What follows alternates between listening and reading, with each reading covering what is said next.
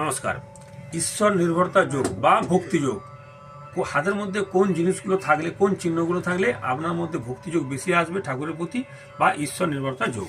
দেখুন, হাতের মধ্যে এটা হচ্ছে বৃহস্পতির স্থান, আর এটা হচ্ছে চন্দ্রের স্থান, এটা হচ্ছে মঙ্গল, বা এখানটাও মঙ্গল। এই বৃহস্পতি, মঙ্গল এবং চন্দ্র, এই তিনটে স্থান যদি সুন্দর থাকে বা একটু উচ্চ থাকে, এই তিনটে স্থানে যদি কোনো অশুভ চিহ্ন না থাকে, বৃহস্পতি,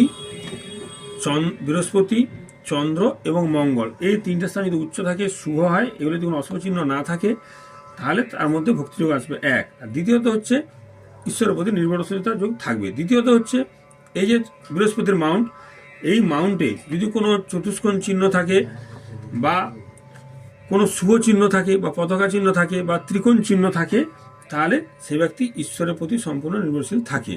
তাহলে বৃহস্পতি, চন্দ্র, মঙ্গলের স্থান শুভ হবে, কোনো অশুভ চিহ্ন থাকবে না।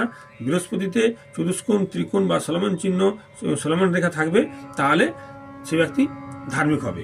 আর দ্বিতীয়ত আরেকটা হতে পারে, চন্দ্রের ক্ষেত্রে একদম শুভ সুন্দর হবে, এখানে কোনো রকম অশুভ চিহ্ন থাকবে না, এবং শিরোরেখাটা গভীর স্পষ্ট হবে, একটা সুন্দর রবি রেখা থাকবে, এবং এখানেও কোনো কাটাকাটি থাকবে না, কোনো অশুভ চিহ্ন থাকবে না।